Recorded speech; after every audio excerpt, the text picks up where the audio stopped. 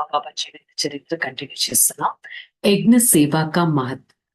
इस प्रकार बाबा सदा यही कहा करते थे, बच्चे, यह यज्ञ की किसी स्थूल सेवा में आप लोग होते हुए साथ साथ योग द्वारा अपनी तथा अन्य आत्मों की सूक्ष्म सेवा का पुरुषार्थ किया करें। సో బాబా ఈ విధంగా యజ్ఞ సేవలో ఇంపార్టెంట్ పాయింట్ చెప్పారు। పిల్లలు, మీరు యజ్ఞం యొక్క స్థూల సేవ అయితే చేస్తున్నారు, దాంతో పాటు యోగం ద్వారా అన్య ఆత్మల సూక్ష్మ సేవ చేయడం ఈక్వల్లీ ఇంపార్టెంట్। నా పిల్లవాడు సర్వోత్తమ సేవ చేస్తున్నారు, ఈశ్వరీయ సేవ చేస్తున్నారు, ఎంత భాగ్యశాలి పిల్లలు మీరంతా అని బాబా చెప్తూ ఉండేవాళ్ళు। పిల్లలైన మీరందరూ ఎంతో అదృష్టవంతులు, లక్కీ స్టార్స్। పరమాత్మ సేవా భాగ్యం మీకే లభించింది। अपने साथ सैर करने ले जाते भी कहते हैं, देखो स्थूल यात्रा के द्वारा सूक्ष्म यात्रा करने अर्थात परंधाम की याद की बुद्धि में रखना है।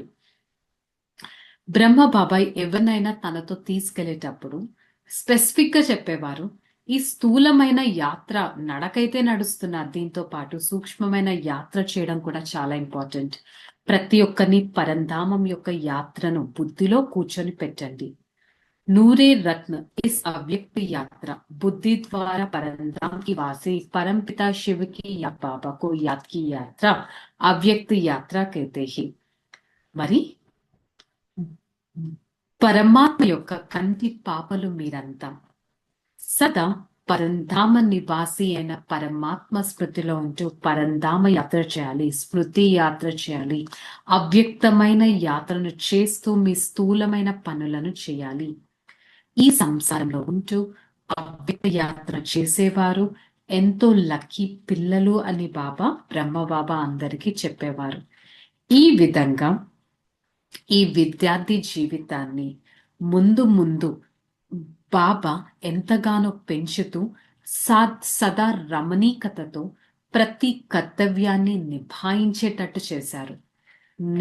నిన్న మనం తెలుసుకున్నాం కదా, ఎవరైనా మిషన్ కుడుతూ ఉంటే బాబాని గుర్తు తెచ్చుకున్నారా అన్నారు, ఫుడ్ కుకింగ్ చేస్తూ ఉంటే బాబాని గుర్తు తెచ్చుకున్నారా అన్నారు, ఎవరే పని చేసినా బాబా స్మృతిలో చేస్తున్నారా అని వినిపించేవారు। ఈ విధంగా బాబా ప్రతి ఒక్క పిల్లవాడి పని మహత్వపూర్ణంగా అవ్వటానికి జ్ఞానం యోగం యొక్క బ్యాలెన్స్ ని పెట్టగలుగుతున్నారా అనే దాని మీద ఫోకస్ చేశారు।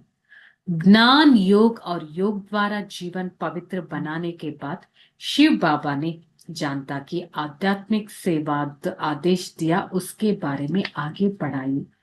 ఈ విధంగా జ్ఞానం యోగం ద్వారా జీవితాన్ని పవిత్రంగా చేసుకున్న తర్వాత శివ్ బాబా ఏ విధంగా ఆధ్యాత్మిక సేవను ముందు ఎలా పెంచాలో దాని మీద మనకి ఇప్పుడు ఎగ్జాంపుల్స్ అనేవి వినిపించడం జరిగింది।